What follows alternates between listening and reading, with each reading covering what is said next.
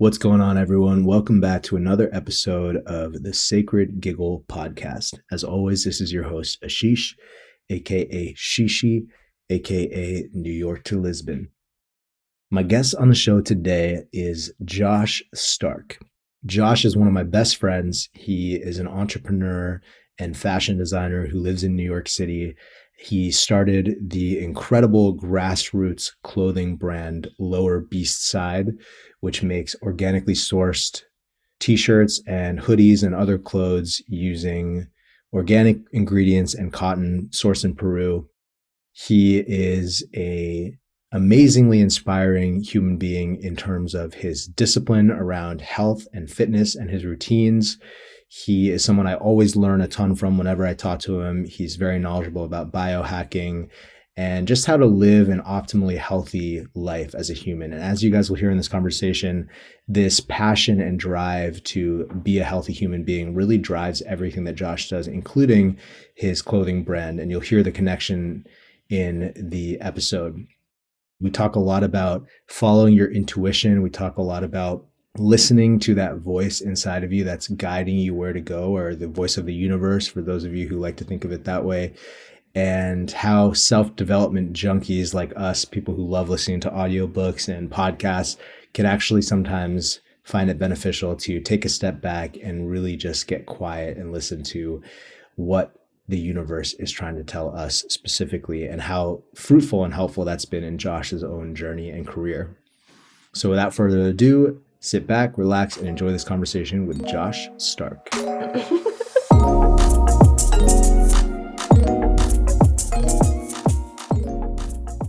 How you feeling?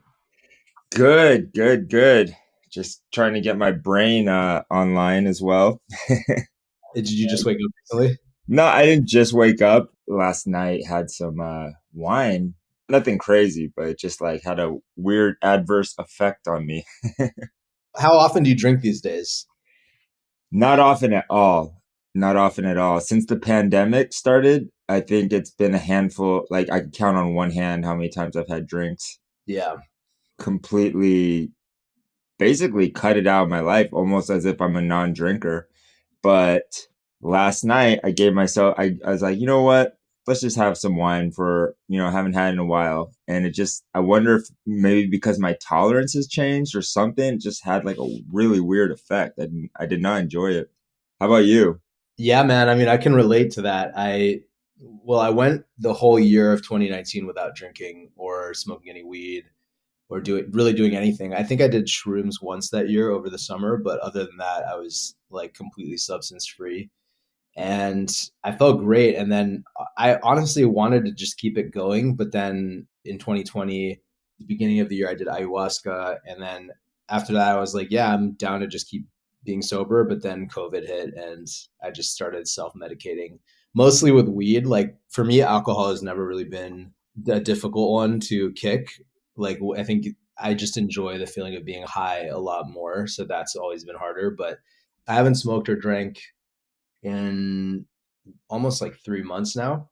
And I feel similarly. Like I just genuinely don't have a desire for either. Like there's a part of me that, sometimes misses the feeling of being high or like feeling a little buzzed, or if I'm at a party and I smell weed, like there's a little whisper inside that's like, oh dude, like weed, like you could get high right now. But it's like the vast minority of me. Like most of my brain is like, I do a cost benefit analysis and I'm just like, it's not worth the like negative effects of, what I'm going to feel for either. Exactly.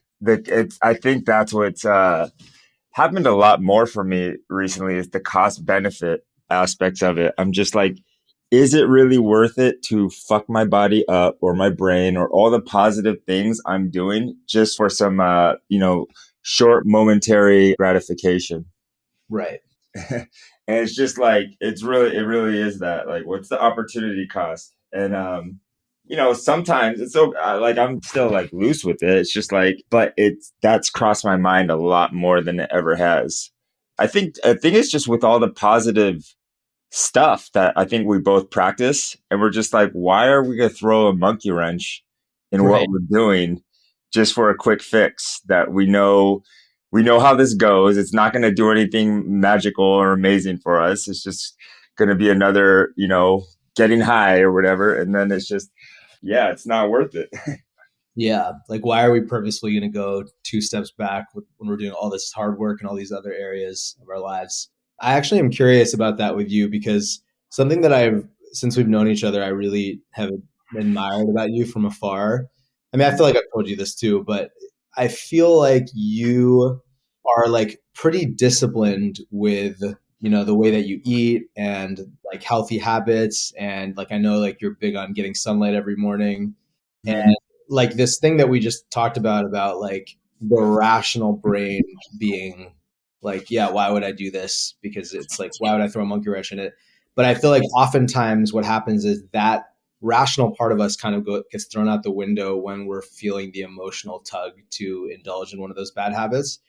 And that's why I think like a lot of people get tripped up there because they decide to commit to a good habit or to commit to not doing a bad habit when they're using the rational part of their brain without realizing that it's the emotional part of their brain that needs to also be on board. So I'm right. curious for you, like, I mean, is that something that you've just always had, or did you used to be less disciplined, or I mean, or am I just projecting that and maybe you don't consider yourself disciplined? No, you're right. And I appreciate that you notice it. I am very disciplined, but Yeah. it's also surprising to me because it doesn't feel like discipline. I actually recognized that it was discipline not too long ago. I was like, I'm so fucking disciplined when it comes to like my morning rituals, routines, the way I eat and everything. But I've never looked at it as discipline because it just felt so natural to me to do it. Hmm. And it was just it's always just been an innate desire to be healthy. Right. And whatever things are optimal for health, I've just been naturally compelled to do it. Like I enjoy it. So I think that's the thing. It's like when you enjoy something, you don't feel like it's discipline. It's not, I don't feel like I'm forcing myself to do it. I look forward to doing it. Yeah. And I think when it comes to other aspects of my life, I'm not disciplined at all. And so I viewed myself as an undisciplined person.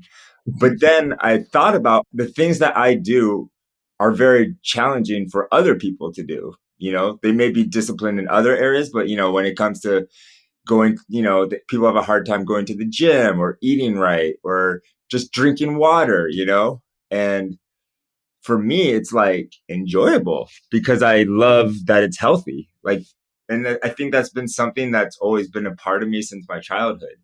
And my mom's like that too. It might even be a genetic thing. I don't know. But it's like, I just get off on things that I assume or believe are healthy for me. Right. Yeah. I think that's such an important point about like it needing to be enjoyable because like there's this really common language that people use with, like for example, if someone's trying to give up sugar or desserts, I can only speak for myself, but whenever I try to give up like, desserts or sweets or something that I like am trying to cut down on in terms of eating, or even something like weed, honestly, like I think this is why I failed so many times to quit weed. If there's any part of my mind that feels like I'm making a sacrifice or feels like I need to beat temptation or use willpower, Right. then I'm kind of like setting myself up to fail because it's going to feel like a struggle the whole time. And Right.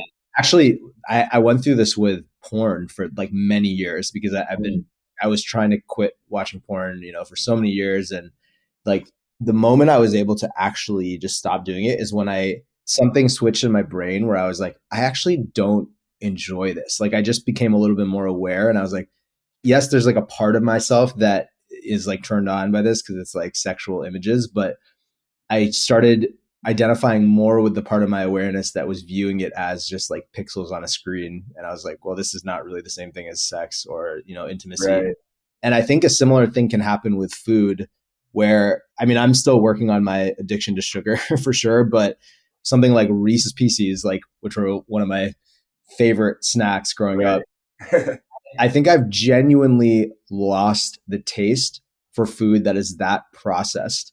And it's like Right. something I used to enjoy, but now I put it in my mouth and I'm like, this is not like, yes, it's sweet and it's like kind of like hitting all the cheap dopamine like things in my brain, but I actually would prefer like a natural Reese's like peanut butter cup snack that's sweetened with like dates or something. With, Yeah. it's like I genuinely would prefer that, and I think that's the key is just like losing the enjoyment, and then to your point, also having the enjoyment for the healthier habits. Yeah, totally. It's almost like, yeah, it's like just finding something that can replace it, that's Mm, healthy, that you enjoy, or good for you, or just different, whatever it is. But finding a replacement, and I agree with you about the whole like, if I feel like I'm forcing myself, or it's like, I'm almost like conforming to a certain way of like, oh, I'm not supposed to do this, it's bad, or going cold turkey, then the rebel in me also doesn't enjoy that. It's like, fuck that. I could do what I want.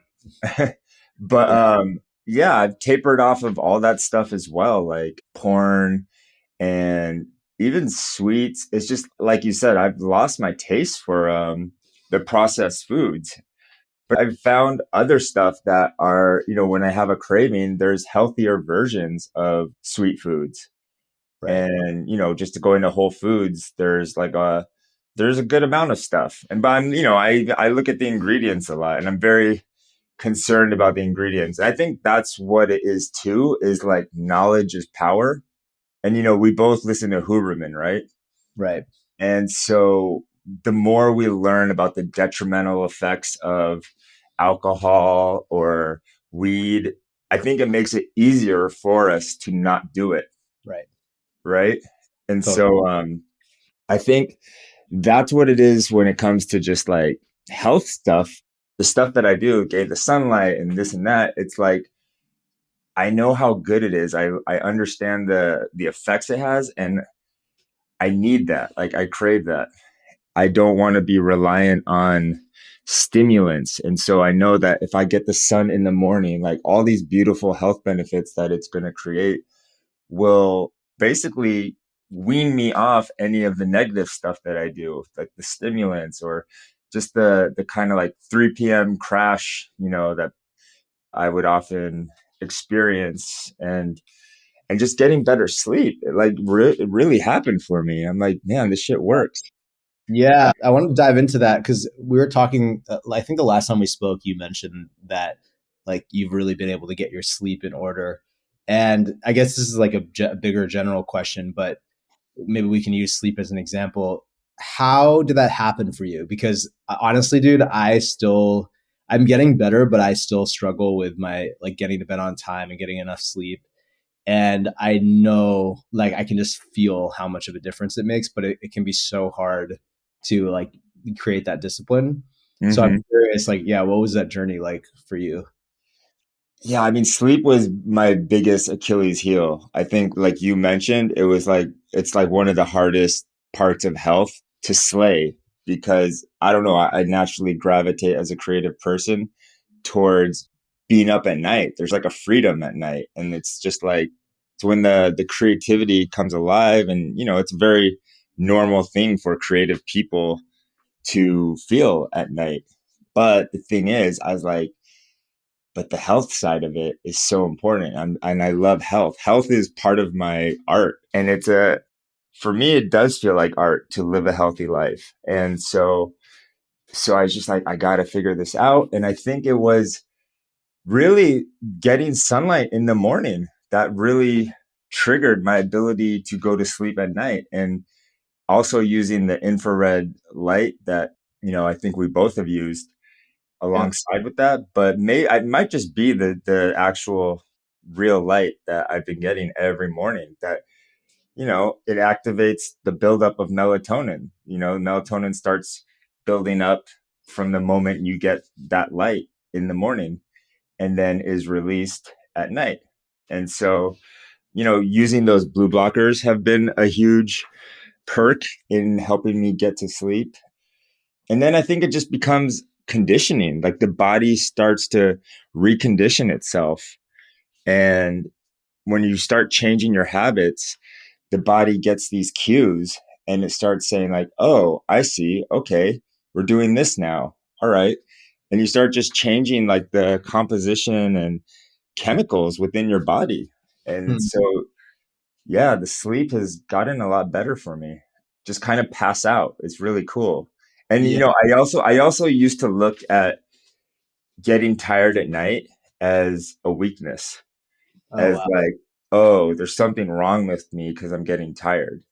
And now I look at it as like, wow, there's something right with me that I'm getting tired, Right. because we're supposed to get tired at night. We're not supposed to stay up. It's all the artificial light and stimulation that keeps us up. And then I guess the social conditioning of staying up and it being normal. But it's not normal. It's not biologically normal for us to do that. It's not necessarily biologically healthy. I mean, I don't want to say that people who don't go to sleep at night are going to be unhealthy, but from what the studies are and just from my own experience, like I feel a lot better when I actually get sleep and try to get to sleep before midnight. Even that's considered late to more rigorous people, but to me it's still challenging. But if I could get to sleep by 11 or 12, then like that's still like a safe zone for me. Yeah, totally. I feel the same way, and it's like the same time for me. And I think that is one of the reasons why sleep is so difficult to nail for a lot of people is it's not really like everybody kind of knows that you need to get sleep. And I think most people even kind of know that you should go to bed like shortly after the sun goes down. But Mhm. it's just like our society is just completely not built to reflect that, especially like as, I mean, we're both creatives and I want to get into your business and everything later in the convo. But like for me as an artist, so much of my social life and networking, if you want to call it that, is going to happen like after midnight because it's like there's like shows and clubs and venues and things like that, and that are all happening later in the night. And you mentioned Andrew Huberman earlier, and he actually had, I think, was listening to one of his podcasts, and he was talking about how apparently there was some study, and I mean, like I don't know the rigor of the study, but I just found it interesting. He was saying that in this study they found that the highest levels of HGH, human growth hormone, which is like obviously very essential for health and like testosterone in men and women, the highest levels of that were secreted between the hours of 10 p.m. and 12 a.m. during Mhm. sleep. So basically, like the conclusion they drew from the study was if you're not asleep during those times, you're kind of like missing out on the highest possible testosterone. Now, obviously, like that study is, there's a lot of like, counterpoints you can make to that in terms of time zones and, different cultures and things like that. But I think the general point was just, yeah, like getting your sleep closer to the circadian rhythms. And it is difficult. Like you really have to just like have this revolutionary approach to your social life and just be able to prioritize that over missing out on events, or maybe just pick your spots about when you're gonna go out. Yeah, totally. Yeah, and I think it's all about moderation and giving yourself that freedom to know that you can go out if you want. Sometimes you got to go maybe cold turkey and hard you got to go extreme the other way in order to entrain your body into a certain way. And then you could like loosen up and go out once in a while at night. But yeah, the amount of times I go out at night now compared to when I used to is like it's trippy. It's literally night and day, no pun intended. And it's like I used to go out very often, like going out on a Saturday night or a Friday night and sometime during the week at night till pretty late was the norm. And Right. now like that scares me. The idea of that is just like is like horrifying. I'm like, oh my God, like what kind of sleep will I be losing? And like all the things you just said about the most optimal, windows of time to sleep, which I've also heard many times as well, like from 10 p.m. to certain, 12 and this and that and the circadian rhythms. And those are the most optimal things. Like, yeah, those are the things that drive me towards jumping into bed and getting that. And to me, that's like that becomes fun for me to know I'm receiving these benefits. Yes, Yeah. man. Yeah, this is another thing I really kind of admire. Like I feel this around you is like I feel like you have this really fun, playful relationship with your health where like I love what you said about the art of health. It always feel whenever we talk, like we're both big nerds about biohacking and, different types of technologies. And I love talking to you because I feel like we're on the same page. Like, we're not, no one's going to judge anyone for being weird about like whatever they're talking about, which is cool. But I feel like you really have this gamifying relationship with your health. And that's something I've definitely learned from you. And I think the more that I have that, the less these all feel like chores.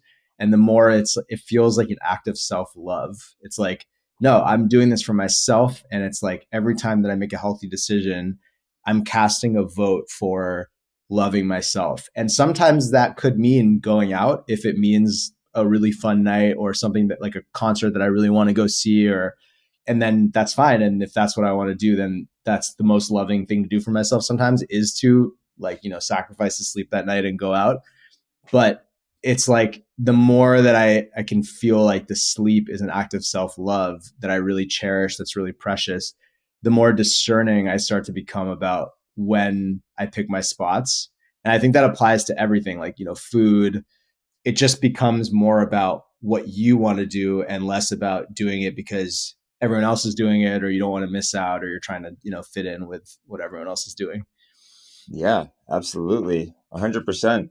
And it is self-love and self-care and wellness. And I don't know, these words like perk me up. And it's just like, I don't know, I get excited by them. Like just the word organic. Like I love the word organic. Right. And it's just, I don't know. It's like for some people they sound like trends or buzzwords or whatever, but this has always been a part of my vocabulary since I was a little kid. And it's something that perks me up. And for me, I'm into like optimal simplicity. It's just whatever's the most simple, basic, yet most optimal is what I'm always seeking and searching for.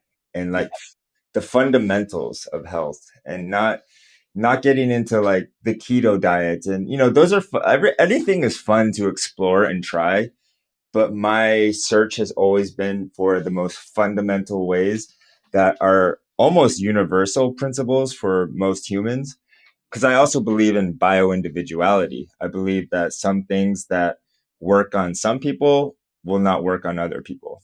Mm, And goes for food, goes for maybe even biohacking. We have chronotypes. Some people are meant to stay up a little later, some people are not. I definitely believe in bioindividuality. Fasting for some people is great, and for other people, it's not great. right. And so it's about testing it out. But the thing is, one thing I've really, because I've been into this stuff for decades, and I've journaled about it for many many years, and I've been keeping track, and I've been seeing like what works, what doesn't work, and everything's fallen away except for the stuff that I've kept now. And it's like this has become my routine, and it's something that I would share with almost everyone.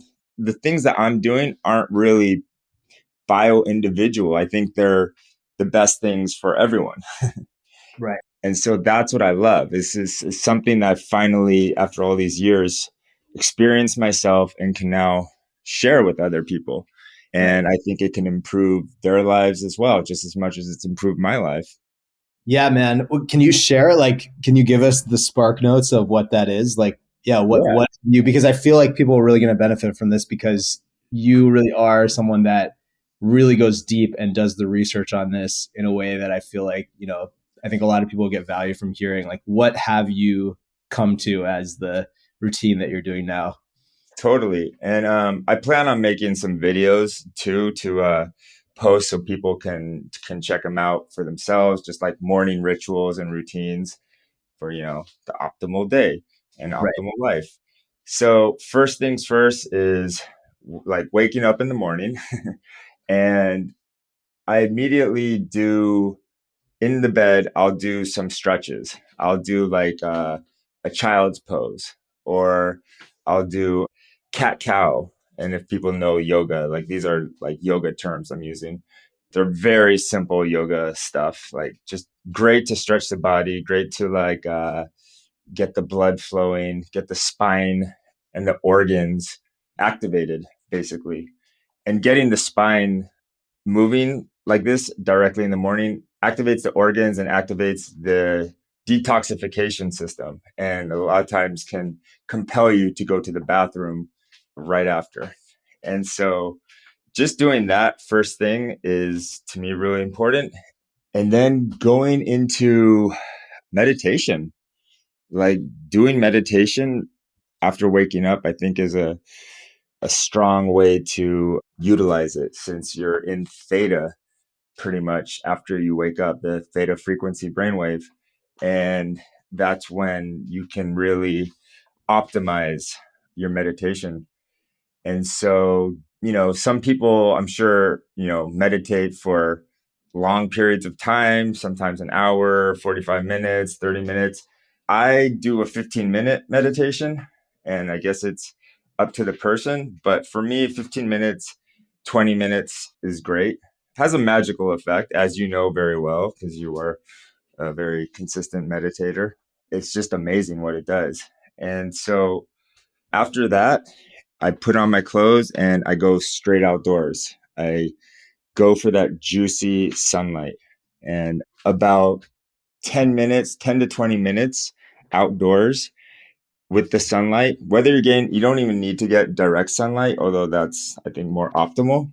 But getting that sunlight is going to activate your circadian rhythms, and that gets all the stuff in your body moving. It's like the factory coming online and everyone working. So getting that sunlight is that's my favorite part. Is just instead of a cup of coffee, it's literally going out for that sunlight. One thing I forgot to mention before that is water.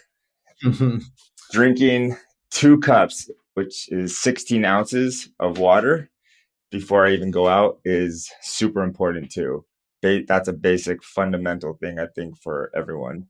And that cleanses all the toxins that have built up overnight, anything lingering in there. And we're the most dehydrated, in the morning after sleeping because we lose so much water. And so, yeah, getting that water in the system is huge, irrigating your body. And that helps get the blood flowing as well. Yeah, I think the sunlight is a huge thing that, from what I've noticed, most people don't do. And that for me is just like it's fun. I love it because first of all, it's like a reason to go outside right away and walk. Just activate the body. And then also, whether you're outside or you come back indoors, getting the heartbeat up is a great thing to do. And you could do that however you want, whether it's jumping jacks, doing as many push-ups as you can, squats, jump, whatever you want. Like getting the heartbeat going is huge as well. That just has like a beautiful effect. All this stuff can be like, you can Google everything I'm saying and check what all the benefits are. I'm just trying to run through it.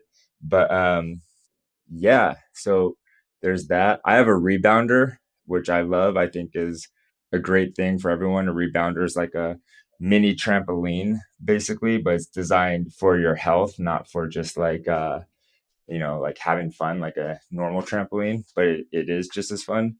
Right. And that has like huge effects for health. It's even used by NASA.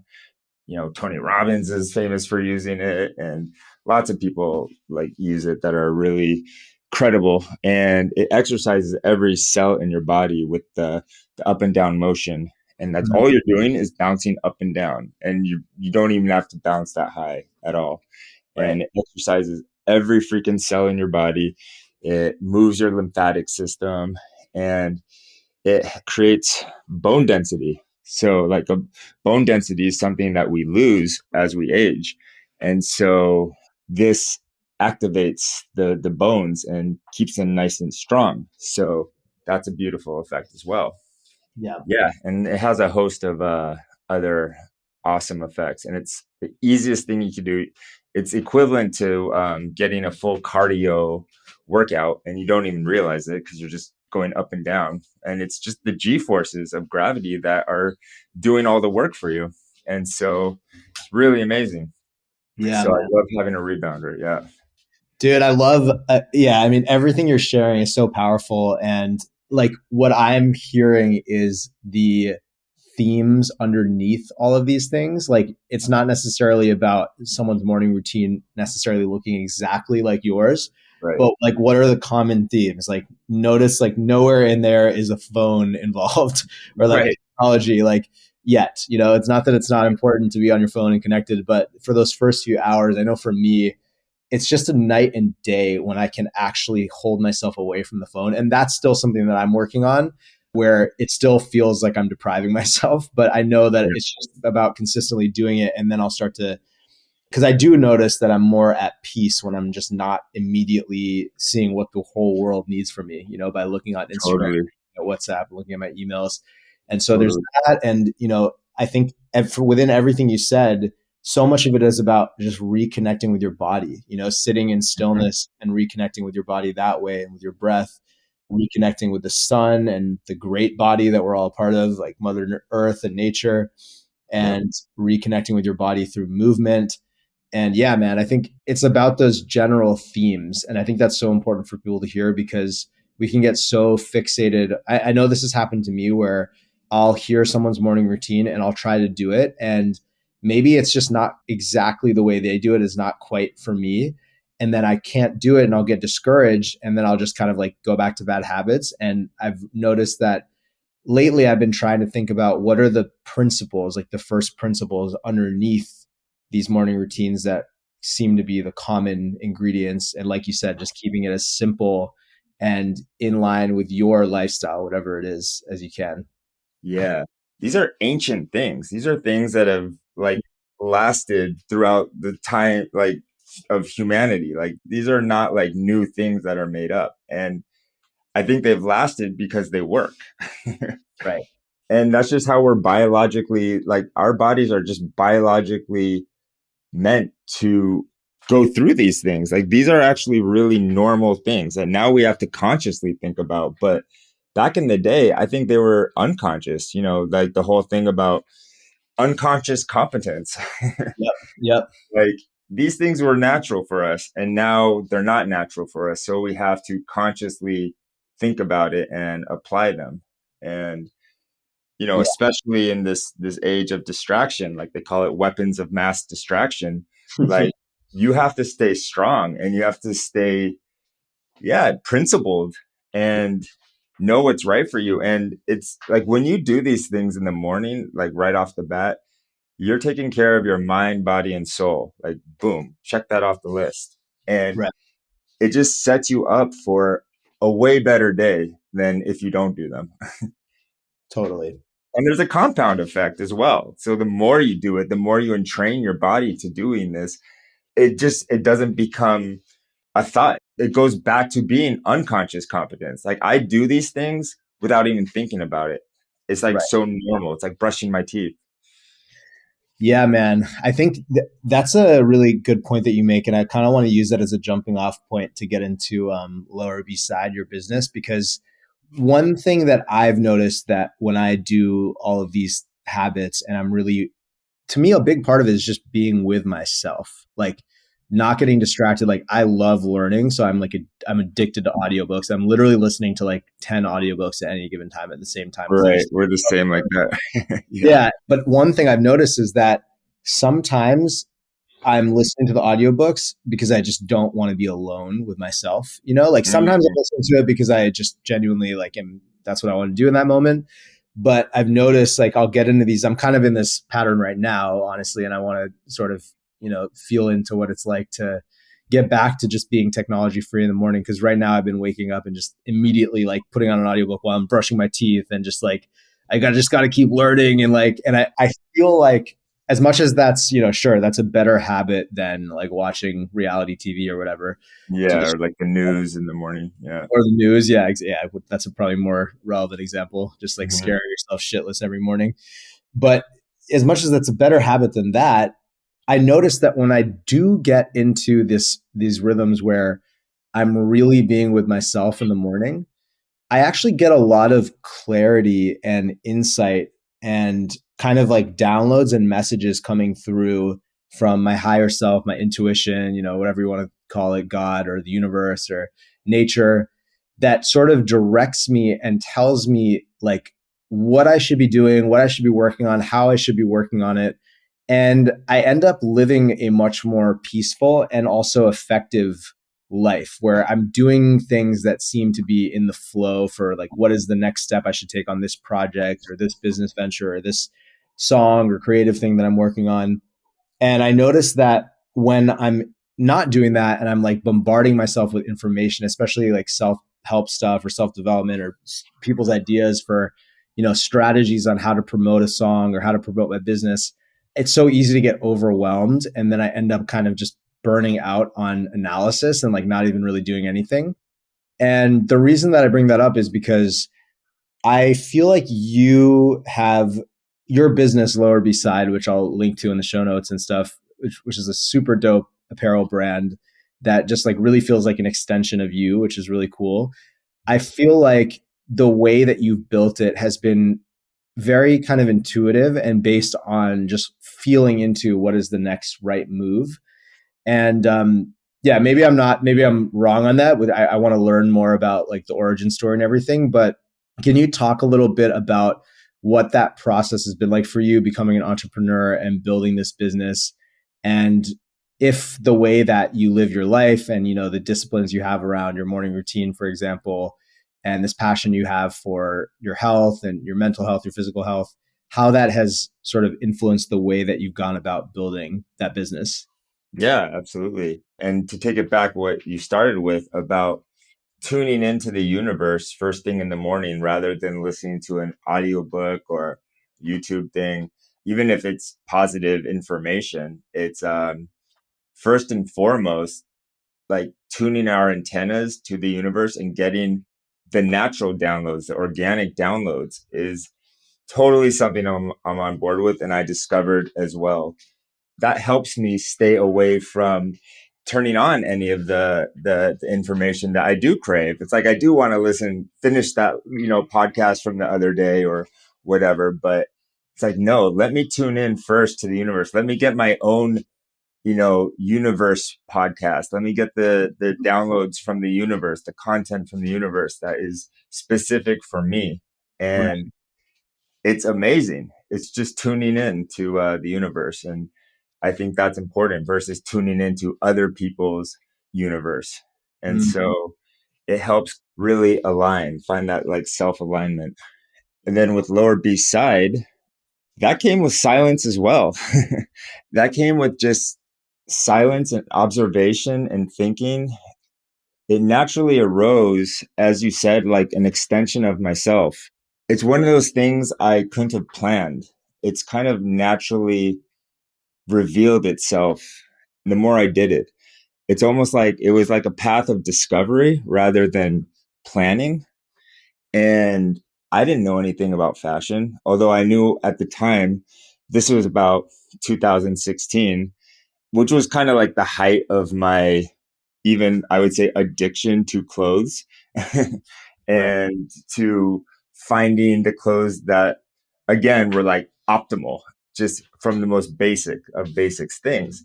And what happened is my love for health became what compelled me to start Lower B Side was because what had happened is I was looking for organic clothing. I was looking for shirts and pants and socks and underwear. And especially when it came to shirts and that kind of attire, it was far and few between that I could find anything organic. I was like shocked. And then I was just like, wow, this could be a great opportunity for me because this is what I'm craving. I can't find it. And I've kind of nailed down a certain style that I like people compliment and it's something that maybe I can do something with. And I came from the world of advertising. I was a copywriter in advertising for like a decade. So I was in the creative side of that and I was basically ready to get out of that field. I was pretty much done. And I basically started to take the red pill, but not the full red pill yet. I was still one foot in advertising and one foot in starting a clothing line that I had no idea how to do. I don't know anything about designing clothes. I just knew what I liked. And I really liked clothes and I really liked health. And I was just like, let me combine the two. And so I just went for it. And the thing is, I started getting downloads of what I wanted to wear, what kind of graphics I wanted on my shirts. And a lot of it had to do with where I live. And I live in the Lower East Side. And so the name Lower B Side came out of that. But it also came out of me, of I think something that I was seeking within myself, which was to get back to my literally to get back to my Lower B Side. Hmm. Living in New York for you know, as long as I had been, which I think was about 10 years. And New York's kind of like, so to speak, the belly of the beast of the Matrix in a way. And so I was just craving, like, who am I? I want to connect with myself, and I wanted to connect with something that I think I felt very disconnected from since going into advertising and living in New York. I love New York, but there was a part of me that just was seeking external validation and external wealth versus internal validation and internal wealth. And so I think this was all a way of just bringing me closer to connection with myself. Hmm. And doing it through a clothing line just happened to be the medium. But and because maybe the universe knew, like, this is what excites me. So let's use clothing for Josh to bring him back to him who he is, to bring him back in alignment with his soul. Yeah. Ironically, it had to do with something superficial like clothing. But but the thing is, it brought me on a journey, and that journey is still going right now. And I don't think it was about Lower B Side as a clothing line at all. I think that's just what caught my attention, and the universe knew, like, this will get Josh to go where we want him to go on this journey. So what happened is it ended up bringing me to Peru because Peru has an amazing array of organic clothing there and organic fabrics, and they're very in touch with that. And one thing led to another, and I ended up going to Peru. And by going to Peru, I ended up going first to the Amazon jungle to do ayahuasca for the first time ever. And I feel like that was actually a part of more of the journey than the actual clothing part of it. I feel like it was the universe bringing me there to do ayahuasca and to literally flip the spiritual switch all the way on rather than the slow dimmer light that was happening before that. Right. Ayahuasca has a way of doing that. Yeah, and it was a private ceremony with with a real Amazonian shaman, and I was just following. I had no idea what I was doing, even when came to the ayahuasca. I did very little research. I knew in my heart of hearts, like, ayahuasca was something right for me to do, and I went out there. There was a friend of a friend referred a certain shaman, and so I just went for it. And I went out there by myself. It was New Year's, and stayed in the Amazon for a week and ended up doing a private ceremony, and it was amazing. And it put me in touch, like I had like a physical experience with everything I've heard about, everything I've studied, everything that sounded amazing in spirituality, but I never had a one-on-one actual experience with until then. And Mm. I think that was like the moment with when the full red pill was swallowed. And and then I was like, wow, okay, this is like, this is a new reality for me now. It just coincided so well with what Lower B Side was all about. It was literally about getting back to the jungle. I Yeah. left the concrete jungle and went to the real jungle, and really got in touch with who I am and my chakras. I mean, it's the root chakra, and it's this part that has been neglected. It's the animal side of us. It's the primordial side. It's the foundation, and Yeah. it's where all this infinite energy resides. And yet, in this modern world that we live in, we could get so caught up in the upper parts of our chakras, we get caught up in the mind, and we can lose connection with the lower part, which is holds so much power. And I think that's what it was. Like lower B side was just a journey for me to get back in touch with that. And the clothing was a byproduct of that and an expression of that. And I think it was an expression that people resonated with. That's why it caught on, because it was real. Yeah. It was something that I identified with and many other people identified with. Again, like as a creative, I was just going with what I was compelled to do. This wasn't a plan. I didn't look up on YouTube how to do this. There was no structure. I was just doing what I was compelled to do. And I didn't have a 5-year plan. I didn't have any plan. And so things have just have been unfolding, and in various ways, like in ways that maybe I didn't want them to go. Like a lot of challenges arose from this.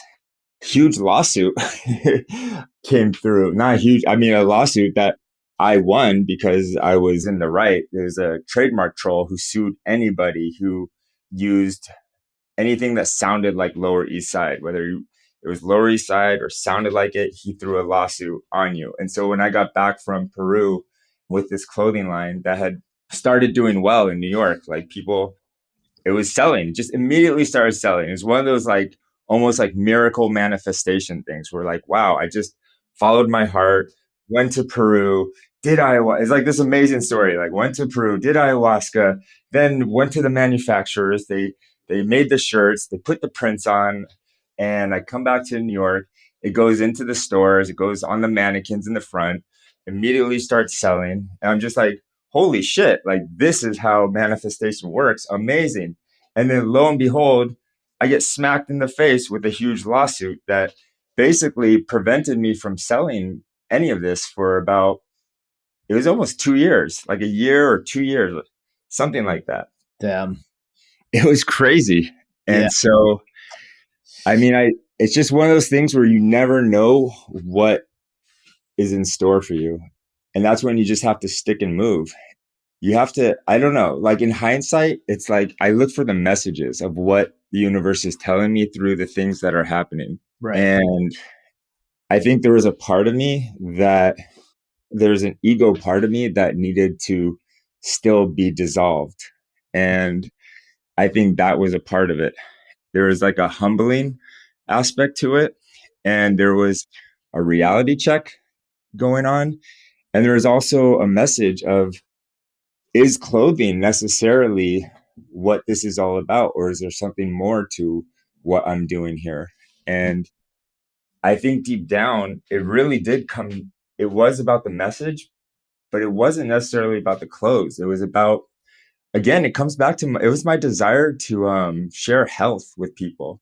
Hmm. And the organic clothing was, that was what it was about. It was about the health aspects. And I did a lot of research on the toxic aspects of the clothing we wear and the toxic dyes that we wear and how it gets transdermally absorbed into our skin and causes a host of like problems that are not really talked about at all, even in the health world or even in the biohacking world. And so I was like, shit, I need to really bring this to light. And so that was more my interest in actually making the clothes. Like honestly, after the ayahuasca and this kind of like just getting spiritually turned on in that manner, clothes started mattering less to me, ironically. And since then, like it's almost like a dematerialization. And so it's like I was trying to hang on to this like notion that I want to do clothing, like this is my thing. But I stopped caring as much. I was like, I really don't care about the clothes I'm wearing. And so it became harder for me to have that same passion that I had before. And so yeah, so things have just been unfolding in weird, interesting ways. And what happened is this with the lawsuit preventing me from selling for 2 years until the court system was extremely slow. A lot of people were being sued in the same thing that I was being sued in, including like Levi's and other big brands and small brands alike. It's a very famous trademark troll who does this.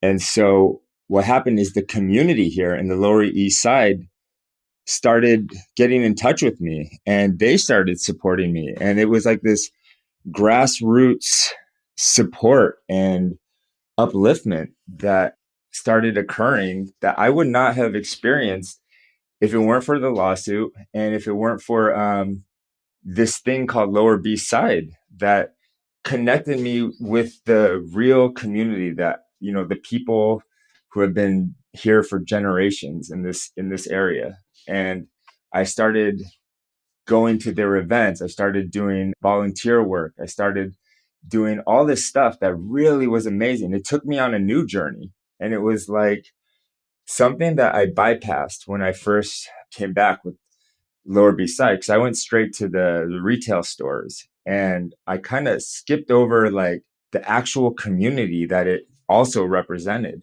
Mm. And that lawsuit kind of, it like said, no, first you got to get in touch with the community. First, you got to experience the people that you are representing through this phrase as well. And so that was a beautiful thing that's still going on now. And I have these amazing friends that I would never be friends with because I was so always just in and out of all over the city, just going around, hopping around. And this gave me a reason to really connect with the people here who I don't know, I just normally just wasn't accustomed to connecting with. And it's beautiful. And we got along and just getting their approval was amazing. I just thought like, oh God, because I'm not from New York. I'm from Los Angeles. You know, I've lived here for 12 years. And so I thought they might be like, who the hell are you to you know, use this term Lower Beast Side that you created. You're not even from here. But it wasn't like that at all. They were super supportive. They love it. They wear it. They buy it. They share it. And it's just like a whole different experience than I would have envisioned if I had to come up with a plan myself. And so this is just like, I'm looking at everything like a book that's being written, and I'm not the author, the universe is. And Yeah. I'm just a character in this book. Dude, there's so much. Thank you for sharing that whole story. There's so much wisdom and like I was just getting chills and goosebumps. Like the amount of times I was like, oh yeah, like I wanted to comment, but I was just like, I gotta let him keep going because this is all gold. But yeah, man, I mean, I would just urge anyone listening to this podcast to just listen to that whole section again. I'm definitely going to because I think the thing that really stuck out to me with all of that was just this it's like this trust that following your instincts and following your excitement, which you can only be aware of when you take the time to pay attention and listen, which is, you know, brings us back to the morning routine stuff and all the stuff we were talking about earlier. But I think being able to trust in your own excitement, and especially as a creative, as an artist, which so many people who listen to this show are, and I would consider all entrepreneurs creative in their own way, Yeah. being able to trust that what you want to see in the world, like I'm reading a new book by Rick Rubin that just came out, and he talks about just make what you're a fan of, and there'll be other people that like it if you do it, if you really truly do it true to yourself. And it sounds like this whole process was just like a process of you one step after the other, paying attention to what was true for you and what you wanted to create in the world, and just trusting that, you know, that was going to lead you to a place of fulfillment. And I think that's something that, you know, people can really struggle with if they have the belief that what they are excited by or what they find valuable is not going to be valuable to the world. And this is brings it back to, you know, like the attachment stuff, and these are messages that we take on in childhood. And that's why, you know, so much of the work that I do with my new membership group, the Creative Sangha, and just with artists in general, is cleaning that stuff up. Because if, like, imagine what life would be like if you could really walk through the world and trust that, yeah, what excites me and what I find valuable is the best thing for me to be working on. And then suddenly there's no distance between what you're working on and what you want to be doing. Like they've merged and become one thing. And I think your story is like a really inspiring example of that. And I think like the success that you've had with the brand, and more important than any sort of conventional success, just the fulfillment that it sounds like it brought you by just paying attention to what the universe was trying to bring through you and following that impulse, and not worrying about whether it lined up with, you know, a business plan or the advice that somebody else had given, which, like you said so wisely earlier, is like somebody else's universe. You know, not to say that it can't be valuable, but it's always to be taken with a grain of salt. I feel like following that impulse, you know, created the fulfillment, it sounds like. And yeah, man, I really appreciate you sharing that story. Like we're good homies, but I feel like even I had never heard in detail like all of those different steps along the way. Super inspiring, man. Yeah, thanks. Yeah, and like, even before going to Peru, when I started just making samples with the manufacturers, it was a lot was going wrong, but I was so compelled by my desire to do this and something in me that I didn't let that stop me. And then eventually I was invited to Peru by my roommate's boyfriend. He happened to be from Peru, and he lived there, and he was going back. He's like, "Look, I'll show you around. I'll show you where to, what manufacturers to go to. I'll drive you. I'll do all this." And I was like, "Oh my God, this is amazing! I would love to go to Peru. This sounds mystical. This sounds magical."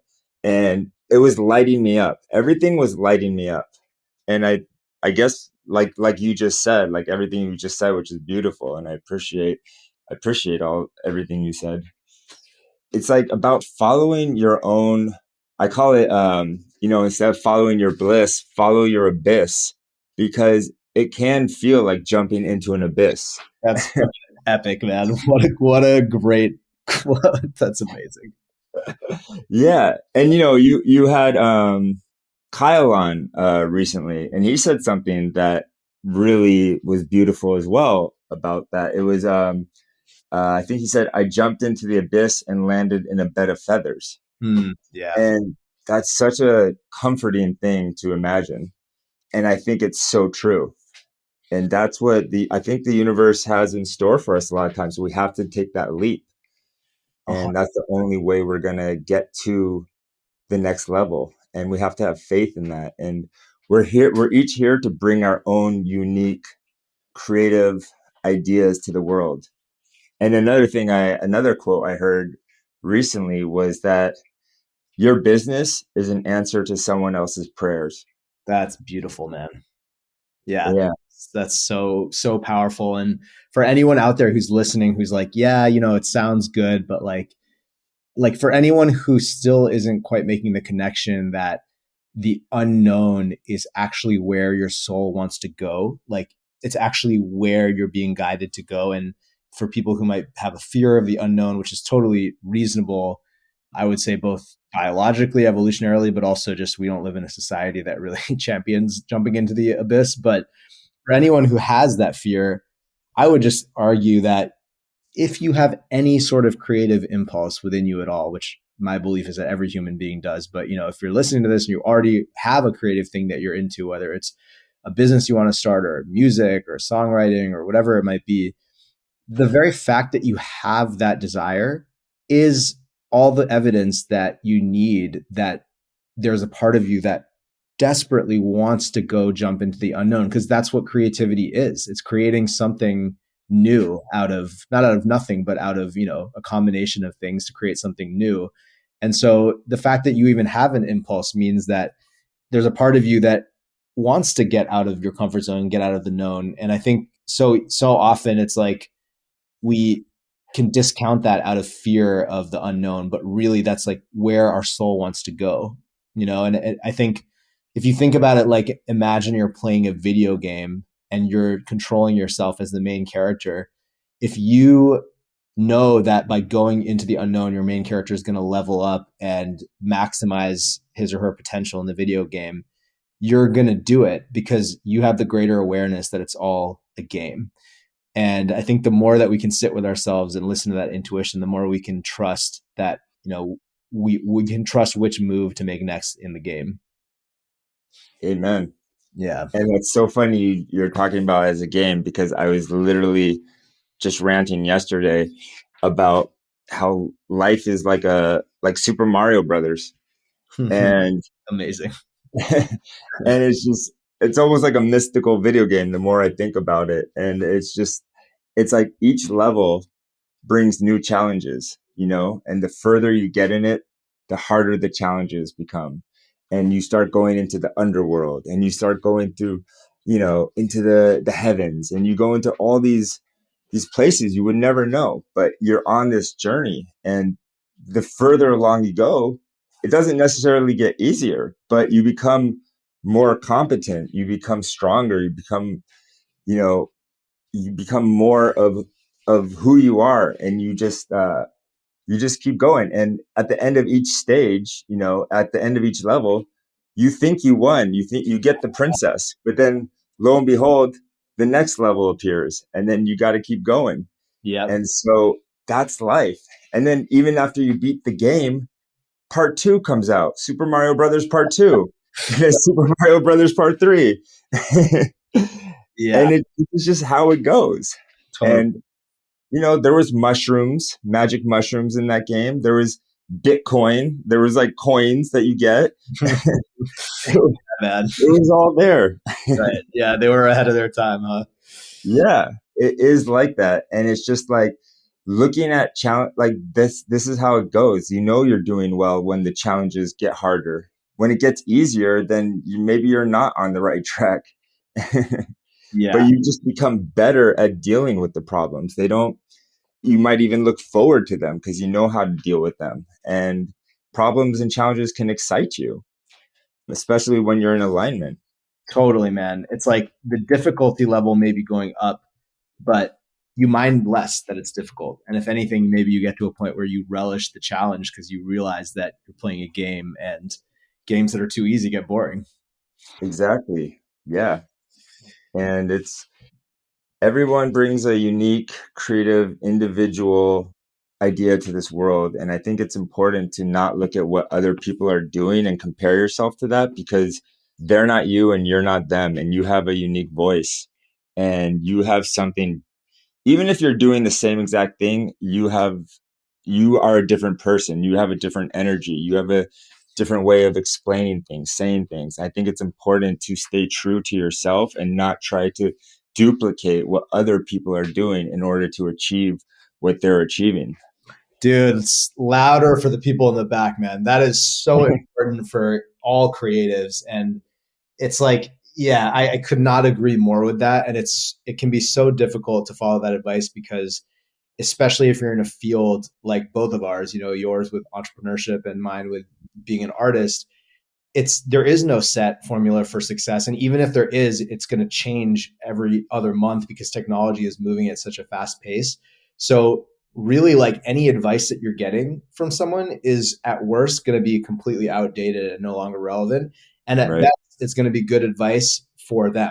And then you have to Yeah. do add the extra layer of work of understanding who they are and whether or not that advice applies to you based on your personality and your history. And so really, like, the best self-help book is just listening to the silence, and just letting the intuition come from there.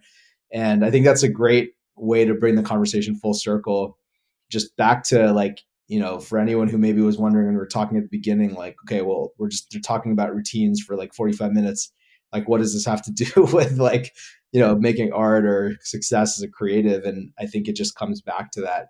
The more you cultivate that relationship with yourself, the clearer the path becomes, not to the rational monkey mind, which is always going to doubt and be unsure and scared of the unknown, but it becomes clearer to the part of you that always knows what the right next step is, the part of you that even had the creative impulse to begin with. So, Yeah. dude, yeah, this has been an amazing convo. I would love to keep, I mean, you and I literally have these conversations over WhatsApp. We send each other like 30-minute Totally. all the time. And I definitely want to do a round two because I just feel like there's so much wisdom that gets dropped when we have these conversations. But for today, we are up. But dude, yeah, thank you so much for coming on the show. And where can people find out more about you and also Lower B Side and anything else that you may want to plug? Yeah, sure. Thanks, man. And yeah, it's a pleasure speaking with you as always. And we're just on the same page about everything. And I love your vulnerability. I think it helps me so much to that I'm able to identify with all the things you talk about. And I think it takes a lot of confidence to be that vulnerable. And I think you're doing a service to so many people by sharing these things that everyone, I'm sure, or many people can relate to, but don't know how to express it the way you do. So I thank Thank you you. for that as well. And if you want to follow me, I'm at Josh Stark __ on Instagram. And for my lower B side, that is just lower B side .nyc instead of .com. Yeah, I think those are the two best ways to get in touch. Also on Instagram is lower B side, just straight up lower B side. And yeah, you can check it out and give me a holler. And I'm always open for sharing information with people who are interested in learning more, especially when it comes to health stuff, biohacking. I'm very passionate about it. I love sharing it and totally open to sharing more with whoever's interested. Beautiful, man. Yeah, I'll share all of that in the show notes. And yeah, guys, definitely reach out to Josh, check out what he's working on. Like he said in the conversation, Lower B Side is a really dope brand and story, but I feel like it's just one layer of the value that Josh has to bring on this earth. And so yeah, man, I'm really excited to see where you go next, where the universe and your intuition leads you next, brother. And yeah, man, I love you lots and take Thank care. you. Thank you, man. Likewise. Great talk. Thank you all so much for listening to that conversation with Josh Stark. Be sure to check out his pages and his brand Lower Beast Side. All of that is in the show notes. And if you liked what you heard today, it means the world to us if you can give us a follow, leave us a 5-star review. It helps us move up in the rankings so that we can get these conversations out to more people that they'll help. And for those of you who resonated with Josh's story, with my story, and generally anyone out there who's listening who has a creative impulse and is trying to find the internal resources and tools to follow that creative impulse and really trust and have faith in that creative impulse that the universe has given to you, make sure to check out the Creative Sangha, my brand new membership community that opened a couple weeks ago. We now have almost 20 members. There are artists in there, entrepreneurs, musicians, designers. It's an incredible group of creatives and artists who are doing the inner work to start to believe and trust that inner voice that is telling us what we're here to create. We hold each other accountable. We do monthly creative challenges. We do a lot of deep inner child healing work so that we can build our creative self-esteem as artists. We meditate together to raise our awareness. And most importantly, we create and share our work with a group of supportive people, with a community. And that's what Sangha means in Sanskrit. It means community. And the purpose of this community is to be a support network for fellow heart-centered creatives who are trying to build something and bring something truly new and unique to the world. So if that sounds like it resonates with you, we would love to have you. The link to that is in the show notes if you want to find out more. And yeah, that's all for today. Love you all, and I'll see you next week. Much love. Peace.